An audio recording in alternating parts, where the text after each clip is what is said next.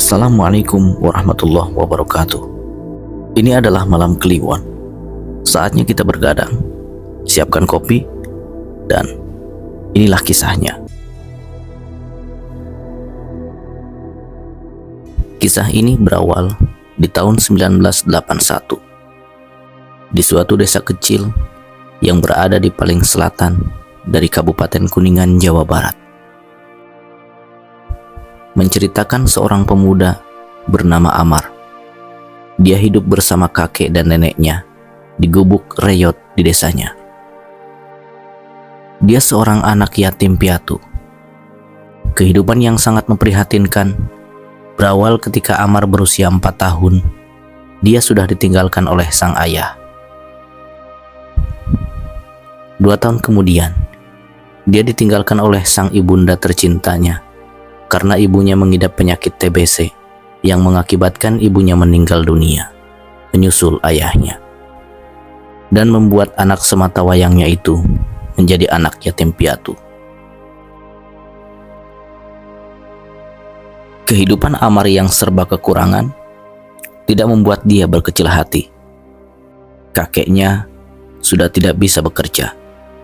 Hanya neneknya yang masih bisa bekerja untuk sekedar membeli keperluan makan sehari-hari. Neneknya memiliki kebun singkong, dan dari hasil singkonglah keluarga Amar hidup. Ketika Amar duduk di kelas 1 SD, dia sudah mulai membantu neneknya untuk mencari rezeki dengan menjual hasil kebun singkong di kebun neneknya. Dan seiring berjalannya waktu, Amar menjadi pribadi yang kuat. Tubuhnya seakan kebal akan hinaan-hinaan teman-teman seumurannya yang selalu mengolok-ngolok keluarganya. Bukan hanya rohaninya saja yang kuat, bahkan fisik jasmaninya juga sudah terlatih untuk bekerja keras, untuk sekedar mencari makan dan menggantikan neneknya mencari uang.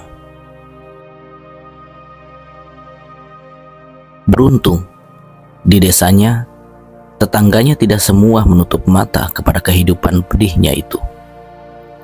Karena warga tahu bahwa saudara-saudara Amar, baik saudara dari ibunya dan juga ayahnya, juga termasuk orang yang tidak punya seperti dirinya. Tapi Amar tidak pernah berpangku tangan atas semua ini. Ketika Amar duduk di bangku kelas 3 SD, Amar sudah mampu menambah penghasilan dari mencari kayu bakar untuk dijual. Bukan hanya itu, Amar juga sering mencari pekerjaan lainnya, seperti mencari rumput untuk pakan kerbau dan kambing para warga yang menyuruhnya. Dia melakukan semuanya untuk membalas budi baik kakek dan neneknya yang telah merawatnya dengan penuh kasih sayang. Setiap malam, ia selalu merindukan sosok ibundanya yang sangat ia cintai, yang telah meninggalkannya.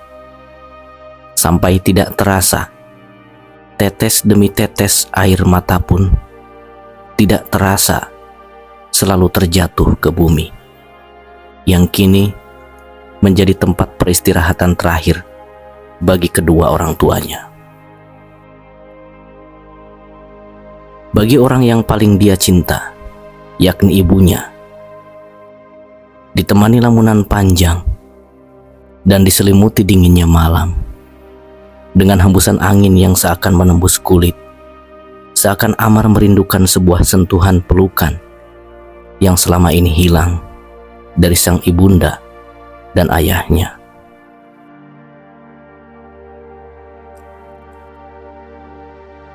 Menurut para warga desa, Amar adalah anak yang rajin dalam bekerja dan tanpa memilih jenis pekerjaan. Bekerja di kebun singkongnya, mencari pakan kerbau, domba, mencari kayu bakar, dan masih banyak lagi. Semua itu dia lakukan setiap hari hanya untuk sesuap nasi. Itulah yang menyebabkan Amar tidak terlalu banyak memiliki teman. Waktu bermain seolah terkubur dalam oleh kesibukan pekerjaannya.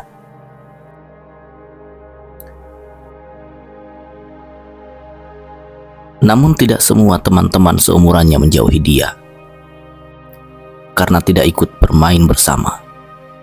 Terbukti, masih ada yang berpikiran dewasa yang mengetahui bahwa kesibukan Amar adalah membantu ekonomi keluarganya. Mereka adalah Iqbal dan Adit.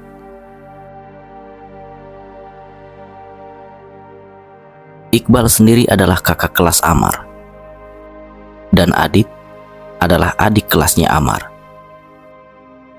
Mereka berdualah yang sering menjenguk dan mengajak bermain Amar sambil bekerja, menemani Amar untuk mencari pakan kerbau sambil membawa radio untuk sekedar menemani suasana yang sunyi di dalam hutan.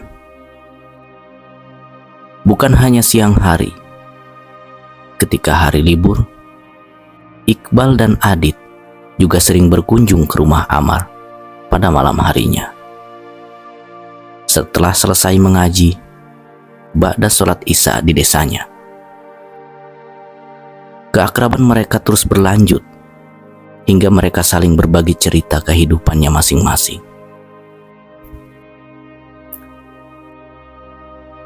Pada suatu malam, percakapan seperti biasanya, ketiganya terus saling bersahutan sambil ditemani kopi yang Iqbal bawa dari rumahnya.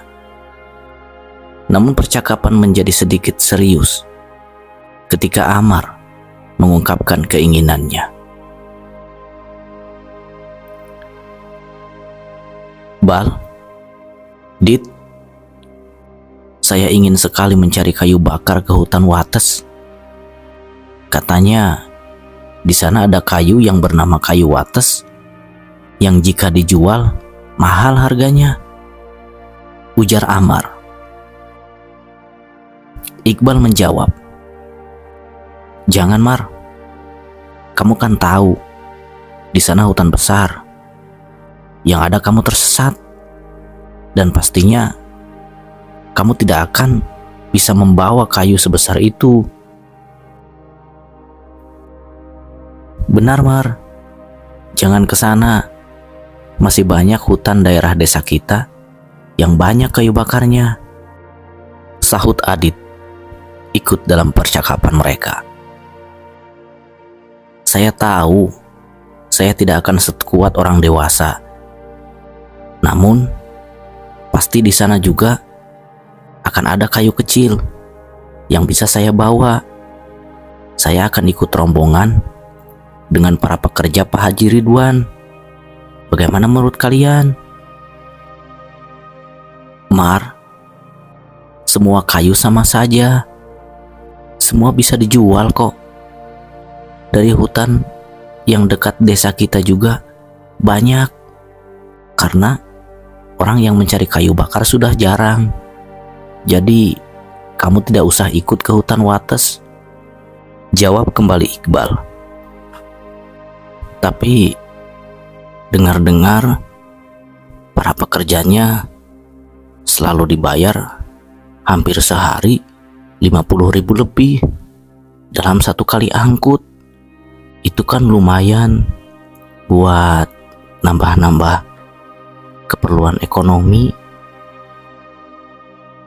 "Pokoknya saya tidak setuju," ujar Iqbal, dan diiyakan juga oleh Adit. "Ya sudah, nanti saya akan mencari kayu bakar di daerah desa kita saja." "Nah, itu lebih baik." Kemudian mereka mengakhiri percakapan di malam hari itu. Dan tidak biasanya, Amar memeluk Iqbal dan juga Adit ketika akan pulang ke rumahnya masing-masing. "Terima kasih ya, Bal. Dit, kamu selalu ada buat saya selalu nemenin saya bekerja. Saya sudah banyak merepotkan kalian, ujar Amar menutup perjumpaan mereka bertiga di malam hari itu. Kemudian berpisahlah mereka di malam hari itu ke rumah masing-masing. Namun di dalam hati Iqbal dan juga Adit masih sedikit heran. Apakah Amar akan tetap bersikukuh untuk bekerja mencari kayu bakar ke hutan Wates? Amar pun pulang ke rumahnya sekitar jam 8:30 malam dan mengetuk pintu, juga mengucapkan salam yang seperti biasa tidak akan ada jawaban, karena pasti nenek dan kakeknya sudah tidur seperti biasanya. Namun setelah menutup pintu, Amar dikagetkan dengan neneknya yang sudah menunggunya duduk di kursi bambu yang sudah menyediakan makanan kesukaannya, yakni singkong rebus. "Nenek belum tidur?" tanya Amar. "Kamu dari mana? Nenek sudah merebus singkong rebus tuh. Makan. Kamu dari sore belum makan, Cuk," jawab neneknya. "Sudah, Nek. Amar makan di rumah Iqbal tadi sore, habis nyari rumput. Nenek tidak pernah mengajarkan kamu untuk makan di rumah orang lain, Cuk. Jangan dibiasakan," jawab nenek lagi. "Nek, tidak apa-apa. Karena Ibu Iqbal memaksa Amar dan Adit disuruh makan di sana," jawab Amar. "Tapi jangan dibiasakan lagi ya, Cu." "Iya, Nek," jawab Amar lagi. "Nek, Amar mau nanya, boleh?" "Amar mau nanya apa?" jawab neneknya. "Boleh tidak Amar ikut kerja di Pak Haji Ridwan?" "Kerja apa?" "Kerja membawa kayu wates, Nek," jawab Amar lagi. "Jangan. Kamu masih anak-anak. Wates itu hutan besar. Dan pekerjaan itu berat. Nenek khawatir kamu kenapa-kenapa," jawab neneknya. "Tapi boleh tidak Amar besok izin dulu tidak sekolah, Nek. Amar mau ketemu dulu sama Pak Haji buat minta pekerjaan yang lain. Boleh ya, Nek ya?" Kembali Amar mengutarakan keinginannya. "Lah, itu kan bisa siang, Nyamar." "Boleh ya, Nek. Kan cuma sehari," bujuk Amar. "Ya sudah, terserah Amar. Tapi jangan lupa, besok sesudah subuh antar nenek keliling dulu bawa singkong buat dijual." "Iya, Nek, siap," jawab Amar. "Ya sudah, sekarang Amar tidur ya. Besok kan mau ke Pak Haji Ridwan." "Abah sudah tidur, Nek?" "Sudah. Tadi sore juga sudah tidur." "Nenek tidur di mana? Boleh gak Amar tidur sama nenek?" "Iya, nenek nanti temenin Amar tidur sama nenek ya." Kemudian neneknya menemani sang cucu tercinta untuk tidur bersama, yang tidak biasanya mereka lakukan. seolah seperti pertanda bahwa ini adalah tidur bersama nenek tercinta dan kakeknya yang terakhir kalinya. Keesokan paginya, Iqbal dan Adit yang ingin membuktikan bahwa benarkah Amar senekat itu untuk pergi ke hutan Wates, sengaja datang lebih pagi ke rumah Amar, berniat untuk berangkat sekolah seperti biasa. Mereka berdua berangkat dari rumah sekitar jam 6 pagi.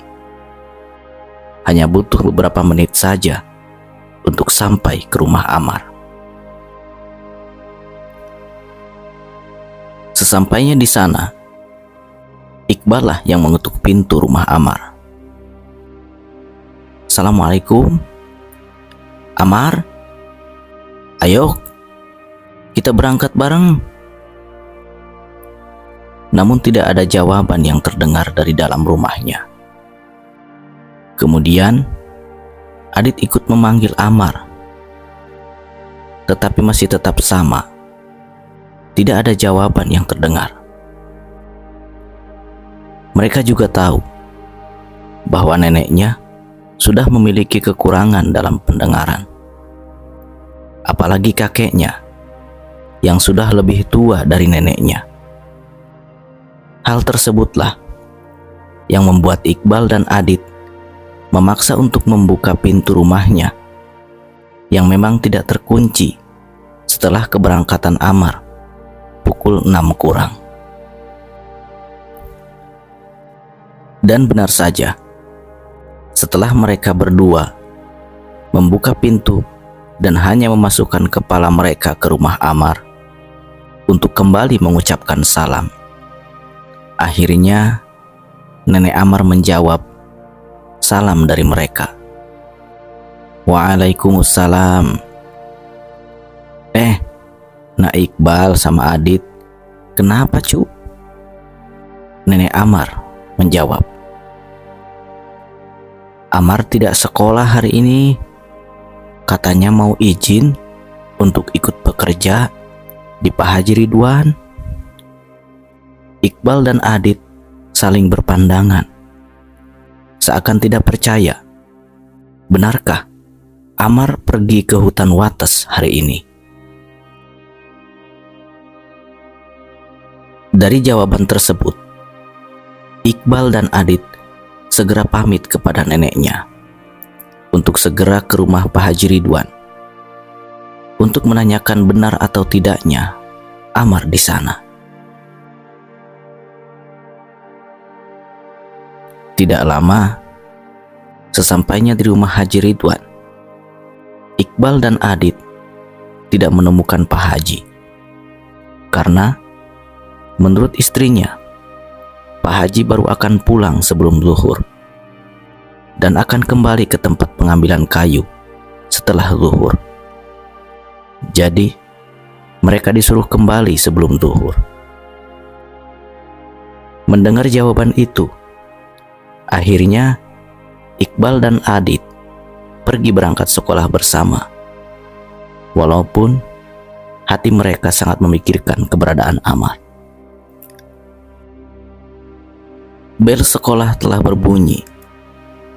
Iqbal dan Adit berusaha melihat lingkungan sekolah dan teman-teman sekelasnya Amar, berharap dia melihat Amar sekolah di hari itu dan menghapus pikiran yang ada pada diri mereka.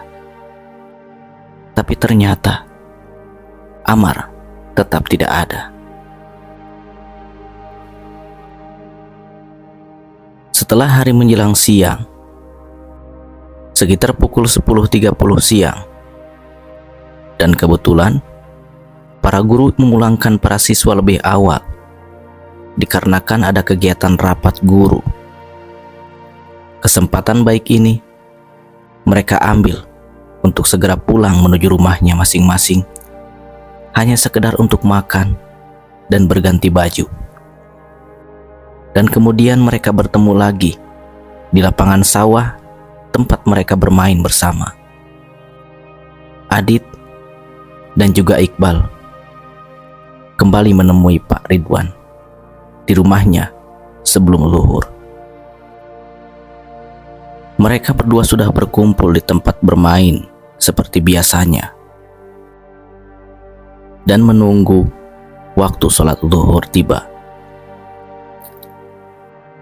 Setelah waktu sholat zuhur hampir tiba, mereka berdua bergegas untuk menemui Pak Haji Ridwan yang kebetulan baru datang dari tempat bekerjanya. Pak Haji bekerja di jalan perbatasan untuk membawa mobil yang digunakan untuk mengangkut kayu dari para pekerjanya atau para warga yang menjual kayu kepadanya. Tak lama, Iqbal membuka percakapan untuk menanyakan benar atau tidaknya Amar datang ke tempat Pak Haji Ridwan. Assalamualaikum Pak Haji. Waalaikumsalam. Tumben kalian kemari, Bal. Dit, ada apa? Tanya keheranan Pak Haji. Kami mencari Bapak dari tadi pagi. Kata ibu, Bapak baru pulang sebelum zuhur. Pak Ridwan yang terlihat heran dan penasaran dengan wajah mereka berdua seperti penuh kekhawatiran, kemudian mengajak mereka berdua untuk mengobrol di halaman samping rumahnya yang memang ada tempat beristirahat dengan joglo yang unik dan nyaman dengan dihiasi kolam ikan yang indah. Pak Ridwan juga sempat menawarkan minum kepada Iqbal dan Adit dengan menyuruh Ibu Haji membuatkan teh untuk mereka bertiga.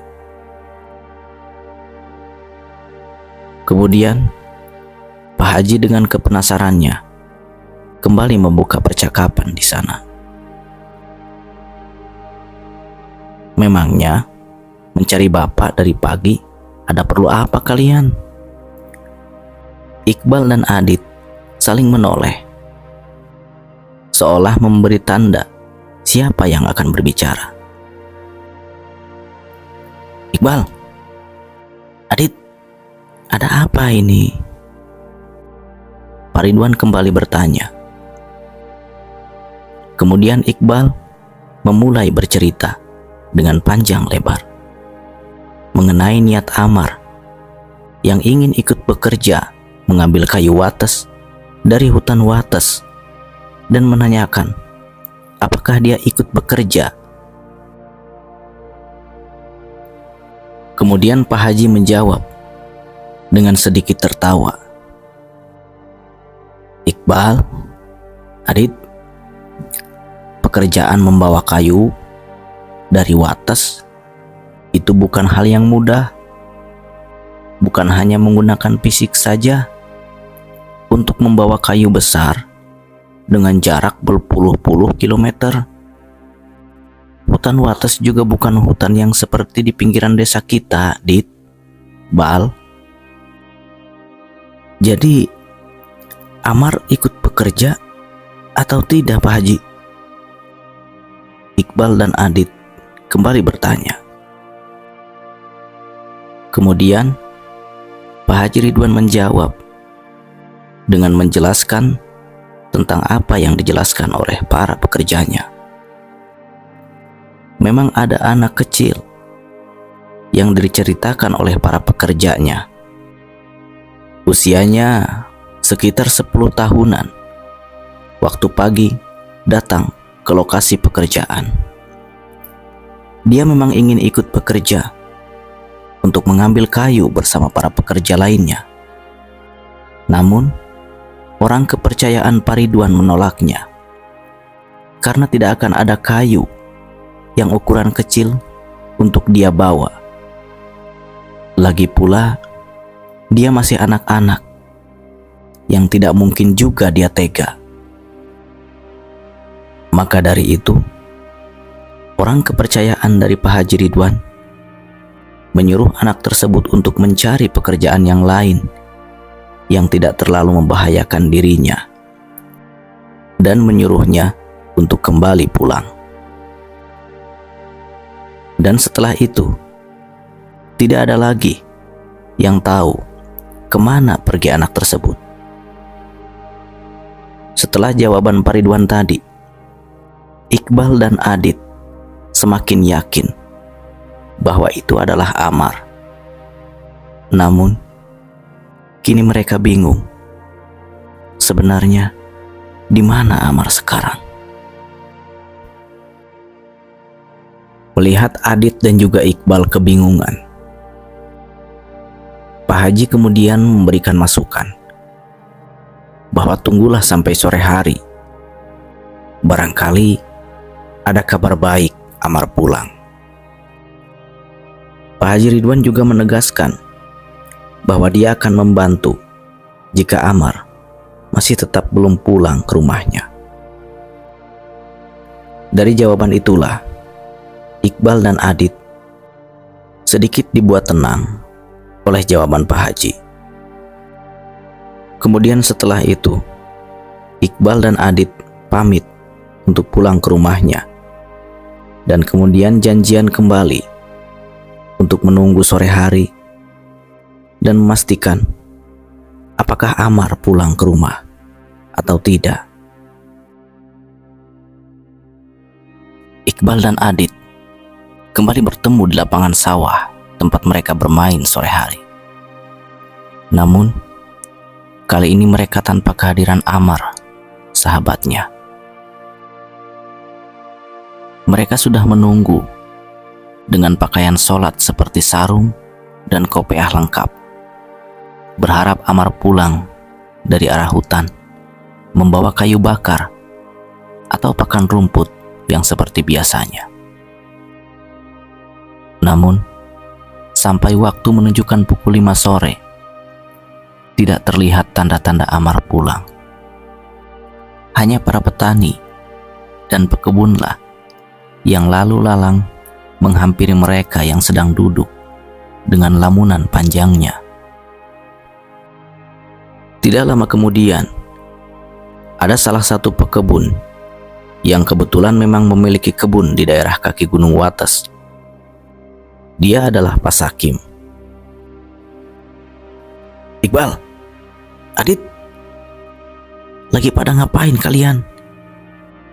Lamunan mereka pun terputus dengan sapaan Pak Sakim. Iya Pak, kami sedang menunggu teman, jawab Iqbal.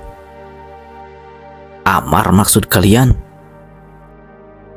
Iqbal dan Adit yang merasa senang bercampur penasaran dengan tebakan Pak Sakim kembali menjawab dengan penuh khawatir. Iya Pak, Amar. Pak Sakim memang ketemu Amar, lanjut Adit. Adit dan juga Iqbal berusaha mendengarkan penjelasan dari Pak Amar dengan air mata yang sudah tidak tertahan. Bapak ketemu Amar di mana, Pak? Bapak ketemu Amar di kaki Gunung Wates sekitar sebelum duhur sama nenek-nenek, ya usianya seperti neneknya lah. Katanya ada yang mau diambil. Amar bilang tidak akan jauh dari kebun Bapak. Ya, Bapak juga menunggu sampai sore. Tapi setelah Bapak memanggil Amar berkali-kali, ya maksudnya buat pulang bareng, tapi Amar tidak menjawab. Apa mungkin Amar sudah pulang? Kenapa Bapak tidak terus memanggil Amar, Pak? Iqbal kembali bertanya sambil meneteskan air mata. Bapak sudah panggil berkali-kali, tapi Amar tetap tidak menjawab. Ya Allah, Amar, kamu di mana, Amar? Jawab Iqbal kembali. Mendengar itu, Adit seketika berlari sambil menangis, memanggil dan menyebut nama nenek, yang semakin membuat gaduh keadaan.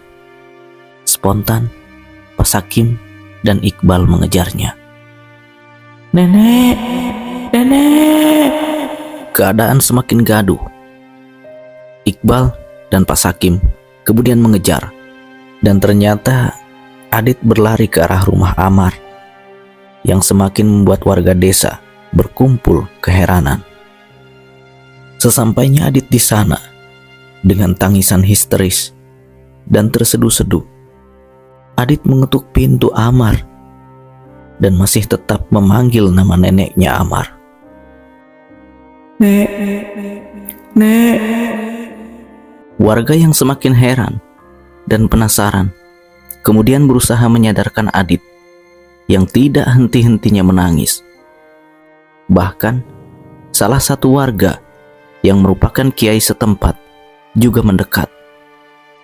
Dan ternyata Adit seperti bukan dirinya. Dia kemungkinan kerasukan, ujar kiai tersebut.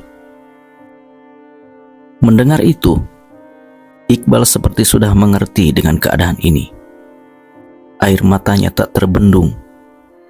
Hanya dia tetap berusaha untuk tidak membuat keadaan semakin semrawut.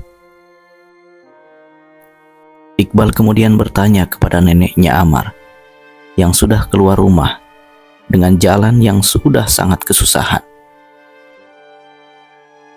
Adit, Iqbal, ada apa ini? Kenapa banyak orang? Mana Amar? Kenapa jam segini belum pulang? Ujar neneknya. Mendengar pertanyaan neneknya Amar, Iqbal menangis sejadi-jadinya dan menjelaskan kepada warga yang ada di sana, yang dibantu juga keterangan Pak Sakim. Kejadian sore hari menjelang maghrib itu menjadi waktu yang mencekam, penuh ketakutan, dan dibanjiri lautan tangisan.